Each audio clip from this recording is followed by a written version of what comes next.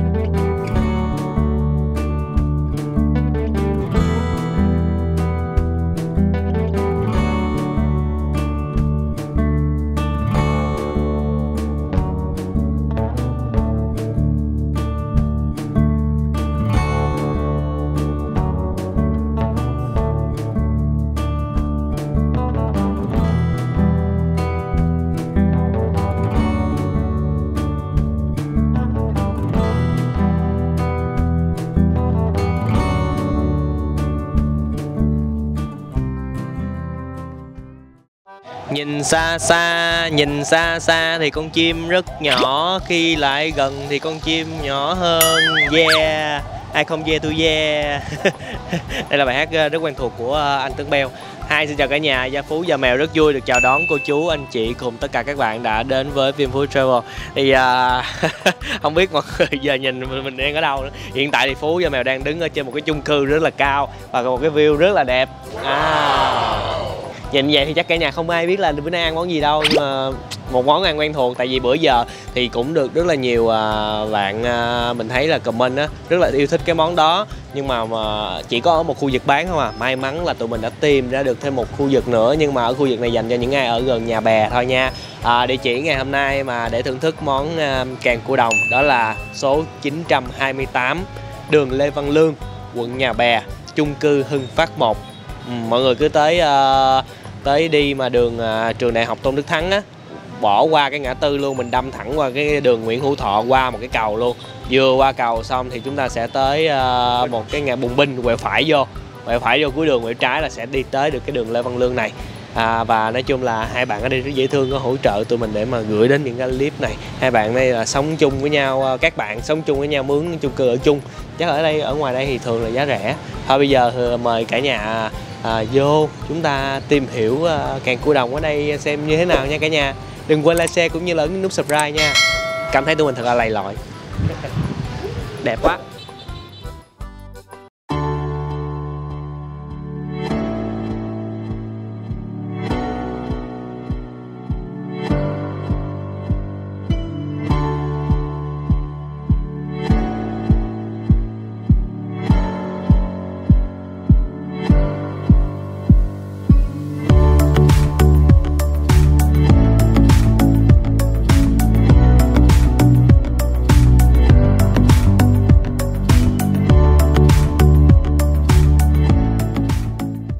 Cả nhà ơi, xin giới thiệu với cả nhà, đây là hai nhân vật chính ngày hôm nay đã hỗ trợ buổi quay cho chúng ta.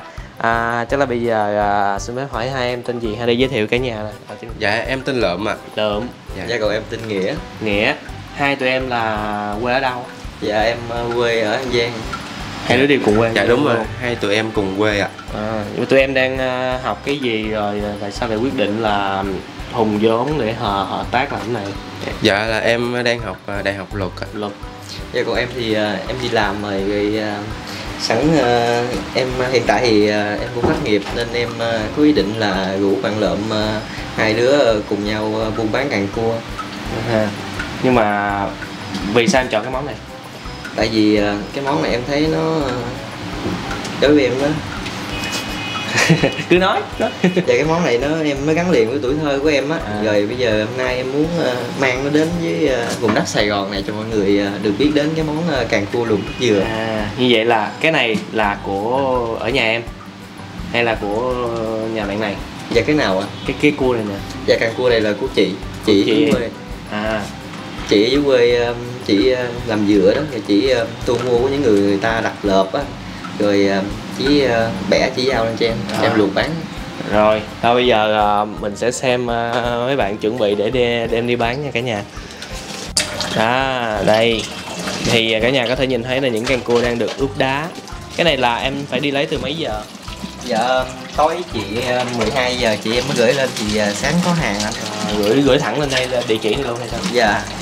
Có bữa thì em rảnh thì em chạy qua lấy, còn bữa nào hai đứa em bận thì có anh Sơn bên kia anh chở anh giao qua đây cho em, thì một thùng hàng này thì anh tính em là giá 60. Thì như cả nhà có thể thấy thì bây giờ chắc là cái công đoạn này để mình sàng lọc lại cái nào nó bị gọi là sao ta? Bị ớt. Giống như những bị cái ớt. càng ngon anh, càng ngon cái nó sẽ nổi lên mặt nước, còn những càng mà nó chắc thịt đó thì nó sẽ chìm ở dưới. Dạ. Anh cũng dễ phân biệt cái càng non với càng già lắm. Cái càng già thì cái màu nó đậm hơn cái càng non. Cái màu nó đậm mà nó đen, nó chắc hơn. Còn cái càng non thì nó nhẹ như nó nhẹ mà nó mềm. Đây là những cái càng già đây. Nó đen mà nó chắc, nó rất là cứng. Thì cái càng này anh cắn là phải cẩn thận. Nhưng mấy con này nó luyện dữ lắm rồi nè, nó mới già. Những cái con cua này thì hồi nhỏ thì tụi em kêu bằng cua càng kình. Cái càng nó bự lắm. Dạ. Còn con cua đực thì nó chỉ được có một cái càng bự đó thôi. Còn con cua cái thì cái càng nó nhỏ hơn. Đa phần là lấy càng cua đực. Dạ. Thì cái con cua đực đó thì cái càng đó thì chị có đặt lên đây giao cho em luộc em bán. Còn cái mình đó thì chị đã xay ra bán cung cấp cho những cái chỗ bán bún riêu cua ở dưới quê á. Em bán là cái thùng này bao nhiêu ký tất cả? Cái thùng này là 10 kg anh. 10 kg. Dạ. Em có bán càng sống không? Dạ có. Càng sống thì khách phải đặt trước cho em. Đặt trước em mới chừa lại cho khách. Đặt trước một ngày không hay 2 ngày? Ví dụ như bữa nay em đặt ngày mai em chừa vậy đó. Còn không thì em luộc. Vậy một lát rồi chúng ta sẽ xin số điện thoại nha. Ai có nhu cầu đặt sống thì sẽ điện cho em. Dạ.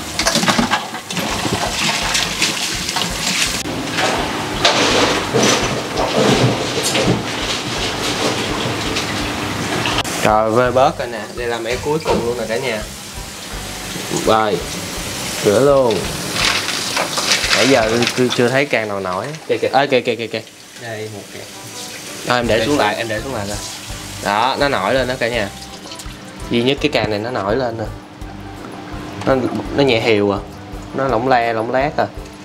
Còn mà nãy giờ là coi như là 2 rổ là không có một cái càng nào nó nổi luôn á. Ồ.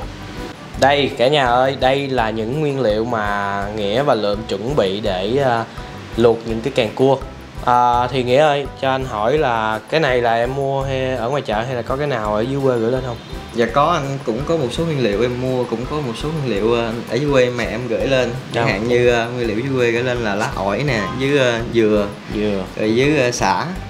Em chỉ mua ớt với tắc với rau găm thôi. Dạ. Mà sao em không lấy dừa trên đây luôn để chuyển lên mất công vậy? Dạ tại dừa trên đây thì giá nó cũng hơi đắt đó anh. Với hai dưới quê em cũng có nên gửi lên cho đỡ cái chi phí của mình anh. Mà trái dừa nhìn đẹp lắm cả nhà. Dạ. Dừa này thì dừa sim anh, nó rất là ngọt. Đúng cái nước nó ngọt lắm. Nó nặng. Hay nước rất nhiều luôn. Đây lá ổi thiên nhiên. Dạ. Ồ đúng rồi, ổi là ở thiên nhiên. Ổi trồng, cũng có ổi trồng. Đúng rồi đây. Có sâu nha cả nhà. Sâu cắn nè, không có thuốc nè. Thơm lắm á. Rồi đây là xả luôn. Xả dưới quê luôn. Ghép dòng ớt. Là cái này là bỏ vô luôn trong ấy hả hay là dạ không anh, cái này là chỉ là mình để trưng bày với em làm nước chấm thôi. Nước chấm. Đây là 2 loại nước chấm em bán đúng không? Dạ, đây là 2 loại nước chấm truyền thống, một loại là muối tiêu với một loại này là muối tắc. Rồi. Đây là cái muối tắc này cả nhà, em múc lên sao nó quện kẹo là kẹo luôn. Nữa nha. Thơm lắm luôn á nha, cái mùi ớt nó bay phảng phất lên. Nhưng mà ở dưới quê là ăn luôn cái này hay sao? Dạ. Dưới quê nhưng mà thường ở dưới quê em thì ăn với muối tiêu nhiều hơn. Muối tiêu hơn. Cái muối này chỉ em làm để phổ biến cho những người nào mà yêu thích thôi ạ. Thơm quá. Đây cả nhà ơi, đây là trái dừa mà hồi nãy chúng ta thấy màu xanh á. Cái cơm dừa nhìn rất là đã. Nghĩa với Lượm có mời tụi mình 2 trái này uống rồi, rất là ngọt luôn. Anh thưởng thức cái miếng cơm này với em đi ạ. Anh cảm ơn nha. Đó ơi. Giòn quá trời luôn. Ôi. Nước quá trời ha. Nước anh. 10 kg cua chỉ cần 3 trái dừa thôi. Dạ 3 trái dừa. Rồi làm bưng 5 nguyên liệu lên làm cho nó nổi. Rồi nước đã sôi, nước dừa sôi rồi. Giờ mình chỉ bỏ sả và lá ổi vào thôi hả nè? Dạ. Bỏ hai cái này vô. Khi nào mới bỏ thêm những cái khác nữa? Dạ không có bỏ thêm cái gì ạ. Chỉ hai cái này thôi. Dạ. Giờ mình phải đợi nó thêm một chút nữa. Nhưng mình đợi cho cái này nó sôi lên rồi mình mới để càng cua vào. Càng cua vô. Dạ. Rồi càng cua bắt đầu đổ vào. Em thuần tay trái hả? Dạ. Tay trái tay phải. Đưa đây. Thì nếu mà cả nhà để ý kỹ á thì rồi em cứ đổ đi. Đây, những cái càng cua nó sẽ nhỏ có lớn. Thì bữa giờ cái lần đầu mà anh có quay cái càng cua á, thì anh thấy cũng có nhiều người thắc mắc. Cái này chắc là nhờ Nghĩ giải thích giùm cho cả nhà. Thì là không biết là cái cua này nè, người ta nói là ở Campuchia, là cái này là của em là ở dưới Đồng Tháp hay là ở đâu? Dạ cái hàng những hàng Campuchia thì những hàng này em không có biết. Còn cái mặt hàng mà em lấy hiện tại em cung cấp ra thị trường mọi người dùng á là càng này là càng thiên nhiên, càng cua đồng luôn à. Là những cái càng này là do những cái anh chị mà đặt đú đặt lợp tháng mùa nước nổi đó anh. Rồi chị em là người đi thu gom những cái càng này lại, rồi bẻ cái càng á để lên đây em luộc bán. Còn cái phần con cua thì xay ra cung cấp cho những người nấu bún riêu à. Đây cả nhà ơi, thì cả nhà có thể nhìn kỹ thì sẽ có, nói chung là càng nhỏ càng to. Do bữa nay hay nó vậy hay là sao em? Hay là nó cứ càng nhỏ càng to? Dạ bữa nào thì cũng như vậy anh, nó có nhỏ có bự chứ nó không có một cỡ một. Một cỡ đó là càng cua nuôi. Còn càng cua của em lấy á, là cái mặt hàng là càng cua 100% là thiên nhiên. Thì nó có càng nhỏ và càng bự. Anh nhìn thấy hai càng nó so le nữa không? Không có đều với nhau. Những cái càng này thì nguồn gốc là ở dưới quê em Đồng Tháp, của chị em đi thu mua từ những anh chị mà đặt đú với đặt lợp vào tháng mùa nước nổi này. Thì một cái con cua đực á thì nó chỉ được có một cái càng kịnh vậy thôi. Còn cái mình của nó thì người ta lặt ra, người ta xay, người ta cung cấp cho những cái tiệm bán bún riêu, bún cua đồ. Dạ, còn cái càng thì chị em đưa lên đây em bán. Nhưng mà anh thấy chắc là nhờ em giải đáp giùm anh cái thắc mắc là anh thấy có nhiều người nói là bây giờ là cua nuôi thiên nhiên á ít lắm. Thì là họ lấy từ cái cua ở Campuchia.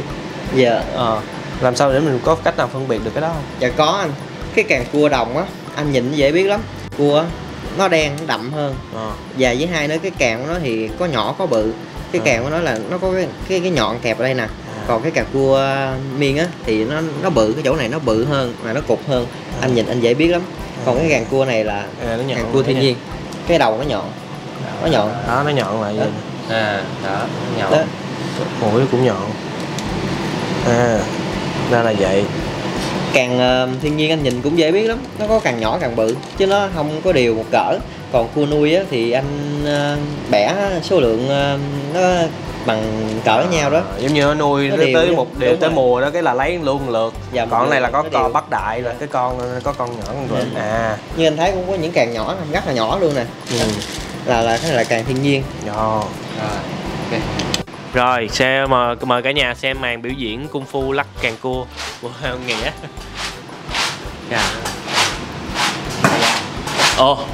Cái càng này nhìn thấy nó chín rồi, nó hường đỏ lên đó cả nhà.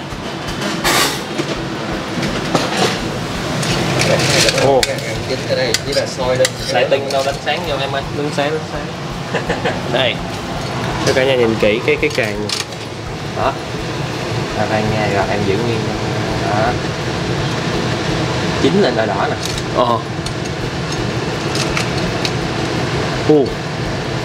Hơi khác đúng không? Đúng rồi. Cái càng này thấy có vẻ khác. Rất là khác. Đúng rồi. Cái cua mỗi vùng mỗi khác nhau. Rồi, ok. Đây là cái hai em này đang chuẩn bị ship đi nè cả nhà.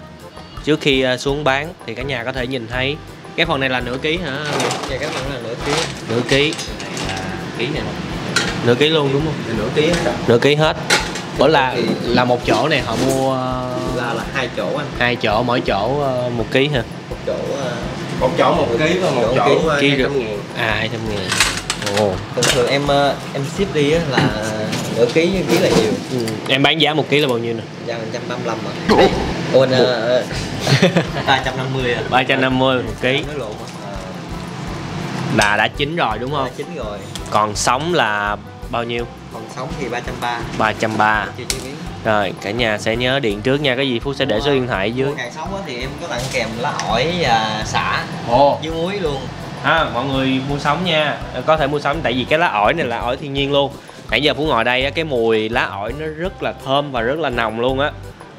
Cái này để xong là cũng đã lắm à. Lá ổi này là lá ổi Xá Lị dưới quê á. Ổi Xá Lị là cây ổi ruột đỏ mà trái nhỏ nhỏ ra. Cái lá nó rất là tinh dầu, thơm lắm luôn á, rất là thơm, thơm lắm luôn. Hộp nửa ký mà nhìn nhiều quá ha. Nửa ký này thì tầm là 2 người ăn. 2 người ăn. Dạ, 2 người ăn là đã ghiền luôn. Cả nhà ơi, bây giờ là đi bán đây. Em rất là chuẩn bị rất là chi tiết luôn, rất là kỹ lưỡng luôn. Đó, từ hình thức bề ngoài cho tới lúc mà chuẩn bị mặc áo bà ba rất là dân dã, rất là Việt Nam. Mình cũng đang đợi đúng là cho nguyên con dây xanh lá xanh dương. Okay.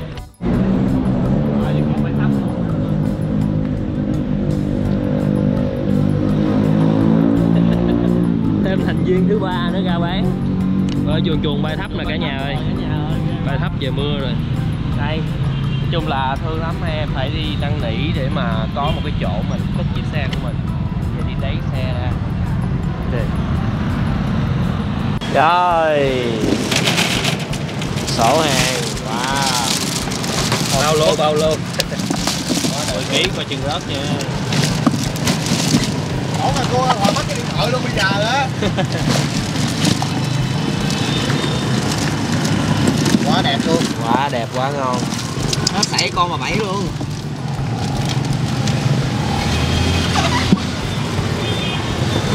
Rồi, đây cả nhà ơi, chiếc xe bán của hai em rất là dễ thương. Đây là bé Sang, một biểu tượng của Đồng Tháp. Nếu mà mọi người có về Đồng Tháp thì sẽ có những cái con thú bông này rất là dễ thương luôn. Số điện thoại nha cả nhà, để nhà có thể gọi để mà mua sống hoặc là mua chính nha. Rồi bây giờ là thôi mua hàng em liền. Này là mua để quay trước thôi nha cả nhà, lát họ còn mua thêm 1,5 kg đem về nữa. Giờ lấy anh 2 lạng. Anh sẽ ngồi, mình có ngồi ở đây ăn được không? Dạ, được anh. Được đúng không? Có ghế luôn nha cả nhà. Đây cân. Lượm đâu vô đây đứng nè, chưa không dám lượm. Thì như cả nhà đã thấy thì lượm đã phải đẩy cái xe này ở bên cách đây là khoảng bao nhiêu mét? Tầm 300 m. 300 m. Dạ. Từ lúc bán giờ tụi em gặp những cái khó khăn gì? Khó khăn là chẳng hạn như chiếc xe mình ở trên đây nè, không có chỗ để, mình phải nhờ hỏi người dân để cho nhờ chiếc xe. Rồi ngoài ra thì như cái hộp này nè, cái hộp này mình muốn sạch với lại cho nó kiểu như là bắt mắt cho khách á, thì mình phải mua cái hộp này, mà lúc đầu á mua thì 5.000 một cái sau đó chủ trọ cái chủ quán á biết rồi giảm cho còn 3.000 một cái, còn nay thì biết chỗ khác nữa thì còn có 1.000 mấy cái à. Nó cũng vậy luôn mà nó đúng rẻ rồi. hơn. Trời, đúng rồi, rẻ hơn. bán gì tới gấp đôi dữ vậy trời. Rồi cái này 2 lạng rồi nè cả nhà. Là ăn ở đây là em cũng cho hộp đựng vậy luôn hả? Dạ, em cho anh cái hộp anh ngồi. Có rau ram ăn nữa nè. Đã. Một phần thì bên em sẽ có 2 loại muối, một muối chấm ớt và một muối tiêu. Ok cho anh 2 cái luôn. Thơm quá trời luôn, đợi nói chung là quay cả buổi chỉ đợi về giây phút này thôi đó. Em có cho ở đây là chỉ là mạnh ai nấy cắn thôi đúng không? Dạ. Răng này anh cắn nó sẽ ngon hơn. Đúng rồi, cắn nó mới ngon. Anh đập nó sẽ bị vỡ cái kèm nó cũng ngon. Rồi. Cho anh hỏi là chính xác cái giờ tụi em bán ở dưới đây? Cái giờ em bán là 2 giờ, em bán đến 6 giờ tối. 2 giờ đến 6 giờ tối, có thể sẽ hết sớm hơn đúng không? Dạ, có thể hết sớm hơn. Và thậm chí là nếu mà bây giờ tới tháng mấy thì bắt đầu sẽ hết cái mùa cua này. Tới tầm tháng 9 anh, tới tháng 9 là bắt đầu là mình hết mùa cua. Tháng 9 ở trên đúng không? Dạ. Bây giờ là ngày hôm nay là ngày 25 tháng 8 năm 2000. tháng 9 mình. Tháng 9 mình là ở dưới. Rồi bây giờ hiện tại là ở trên đó là 25 tháng 8 2020 nha cả nhà. Còn ở dưới là mới chỉ cuối tháng 7 thôi. Đó, cả nhà lưu ý nha. Đây mà không mà cả nhà nhìn kỹ thì cái càng ở đây rõ là nó khác ở bên càng của bạn Tấn một tí xíu. Có thể là do cái đất của vùng địa phương chất cua nó sẽ khác. Càng đây sau khi luộc xong nó sẽ có màu đỏ. Đó. Được cái là lá ổi đây thơm lắm luôn á. Lá ổi lấy từ ổi xá lị. Bên em có luộc với nước dừa. Đó mà dừa xiêm nữa. Từ hình thức bán, từ hình thức chuẩn bị tới kịp bán mặc áo bà ba này. Cái này ai nghĩ ra? Dạ là em mà. Em nghĩ ra luôn. Đúng rồi. Mình người miền Tây mặc áo bà ba cho mang cái tính chất miền Tây. Mua bộ 2 bộ là hết nhiêu? Dạ 2 bộ này em mua là 400. 2 bộ này mới đầu là 440 mà trả giá còn 400. Cái gì kia? Dạ. Chị đó, chị thấy em thấy hai em trai này dễ thương quá rồi chị bóp giá hai em bộ còn 200 thôi. Trời ơi, cái xe này. Chiếc xe này thì cái chị, em đi tìm em hỏi cả vòng vậy đó, rồi cái cô bán đá mía của chị rồi em gặp với chị chủ quán cà phê, rồi chị có 2 chiếc xe này, rồi chị thấy vậy chị đợi em là chiếc xe này 1 triệu, nhưng mà khi chiều em quay ra em lấy cái xe đó thì chị bớt em 100.000 nữa rồi còn có 900. Hay quá.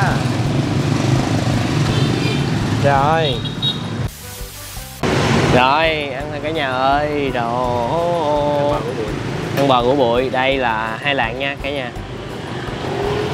Sẵn tiện ở đây mình nói luôn, tại vì lần trước á là nói chung là quay cũng có nhiều người cứ la giá này là giá mắc. Thực ra thì bây giờ mọi người theo mình biết á, là ở dưới quê á, là hình như họ cũng bán là 20 mấy 30 ngàn rồi. Thì mà để vận chuyển lên đây thì cái giá 35.000 cho một cái càng cua đồng như vậy nó cũng rất là hợp lý luôn. Mà mình thấy có nhiều người cứ che mắt. Ở dưới quê em bán rẻ, dưới đây là Sài Gòn mà trời ơi. Mọi người cứ đem như vậy so sánh đâu có được.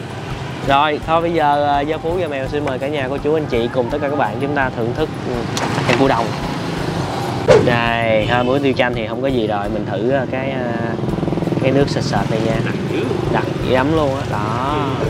Chút nữa mấy anh quay Đó. Muối tắc và cái vị muối là chủ đạo, và cái tắc nó thơm dịu hậu ngọt phía sau, hậu chua còn ngọt phía sau, cay, cái hậu cay kìa. Mày đỏ rồi kìa. Ủa đỏ hả? Đỏ liền đúng hả? Mới vô có miếng à. Nói chung là hai em Nghĩa và Lượm á cũng rất là có duyên với ở đây. Thì nãy giờ Phú thấy các anh chị ở đây á có hỏi thì là đều là cùng quê với Nghĩa và Lượm luôn, là ở An Giang. Và các anh chị ở đây rất là vui vẻ, đều là dân miền Tây hết. Họ đều bán rau củ, bán xoài nè. Ở bên kia thì chị bên kia là bán gỏi cuốn, gỏi đủ. Rồi. Đây mình đập thử nha. Bữa nay Phú có đem theo cái muỗng này. Đấy.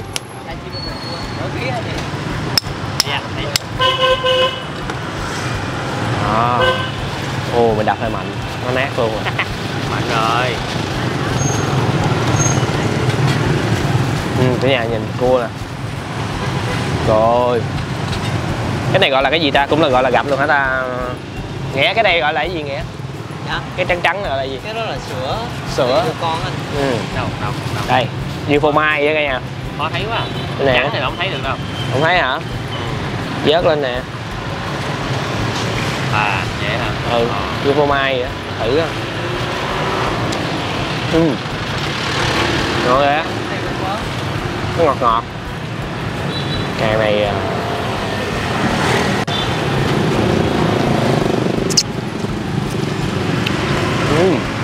càng này chất lượng vô cùng luôn á. Bây giờ sao chấm từ múc ra.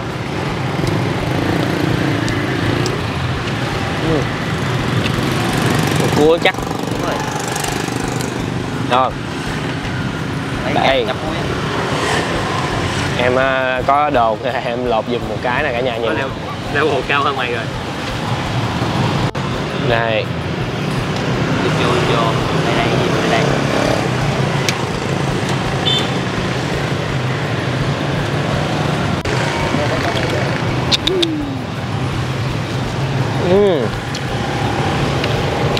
Ngọt ghê.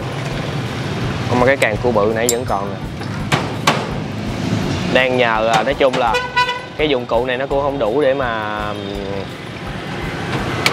mình làm cho cái càng nó đẹp. Cảm ơn. Cái đó nó còn nhanh đỡ luôn. Từ từ thôi.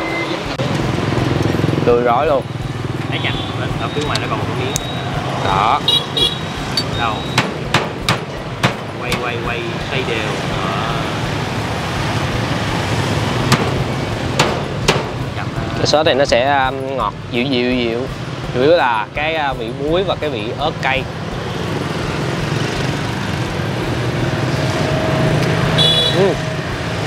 Cua thật đúng không? Mà nó có sữa ở trong đó nha.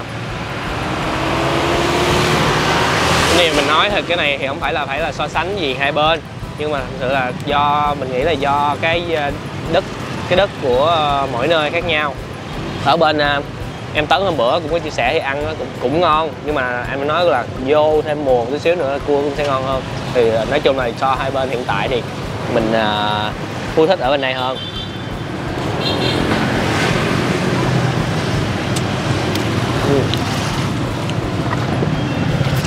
Bên nào cũng có ngon của riêng đó. Đây để nhà ơi, cái này là trong đây cũng có thịt nè, cái này gọi là thằn lằn. Cái đuôi thằn lằn. Đuôi thằn lằn. Sao lại gọi là ở dưới? Tại vì hồi nhỏ mấy đứa nhỏ nó thấy giống cái đuôi thằn lằn á, gọi là đuôi thằn lằn. Dạ mấy đứa nhỏ gọi. Bây giờ mình làm sao để mình ăn được cái thịt trong đây? Dạ bây giờ cắn một cái chót đuôi cho bể. Cắn được này. Cứng nữa. Bể rồi. Bể rồi. Rồi anh sẽ gỡ cái phần này ra. Gỡ con này ra. Rồi anh dùng miệng hút là nó sẽ ra. Vậy hả? Không nha. Hay quá. Lần đầu tiên tôi biết cách ăn như vậy. Cái này á, cái phần chỗ này nó sẽ dạng nó béo, nó đang đắng. Hay ha. Lần đầu tiên mới biết cách ăn cái kiểu này. Đúng là phong phú. Rồi để tiết kiệm quá trình thì Phú đã đập sơ như đây càng bằng cái muỗng thần thánh, bữa nay đem theo cái muỗng inox, đập rất là dễ, đỡ hơn, răng yếu được sẽ cắn được. Rồi bây giờ ăn thôi. Giờ bào luôn thôi. Bào thôi. Này mình chấm, bây giờ cái này mình chấm muối tiêu nha. Bào hết nè. Ngon. Rồi nó bào rồi. Muối.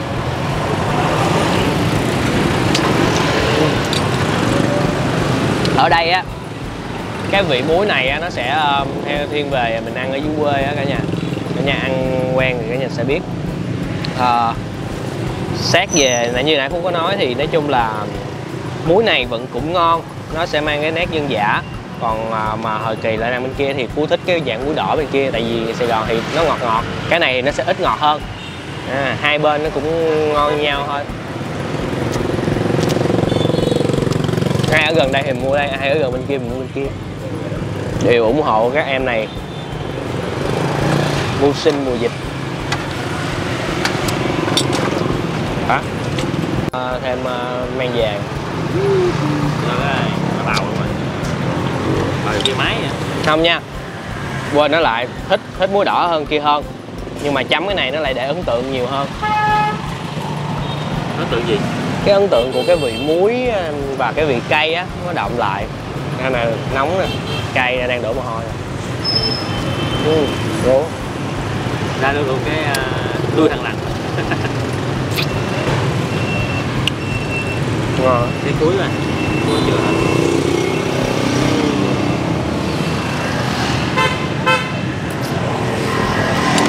Rồi cũng đó cả nhà. Nó bào. Muối này ăn cay đã ra.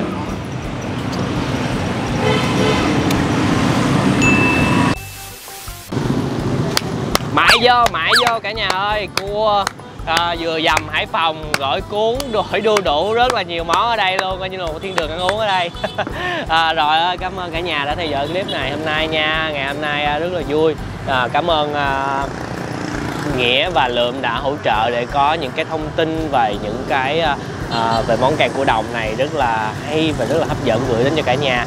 thật sự nha cả nhà, nãy giờ nghe bạn Nghĩa chia sẻ những cái món ăn dân dã mà dưới quê, rồi nấu canh, rồi đi hái bông điên điển, rất là thích luôn.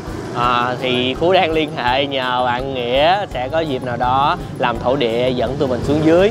Hy vọng là sẽ có những cái clip rất là dân dã, rất là miền Tây để gửi đến cho cả nhà vào sắp tới. Rồi, thôi bây giờ chị lấy em 2 ly mang về. Dạ, này một ly này bao nhiêu chị? 15.000 một ly, vừa dầm Hải Phòng. Rồi, xin chào và hẹn gặp lại cả nhà những clip hấp dẫn kế tiếp. Đừng quên một món ăn ngon sẽ ngon hơn nếu chúng ta thưởng thức cùng người thân, bạn bè và chia sẻ nó với tất cả mọi người. Xin chào và hẹn gặp lại cả nhà những clip hấp dẫn kế tiếp nha.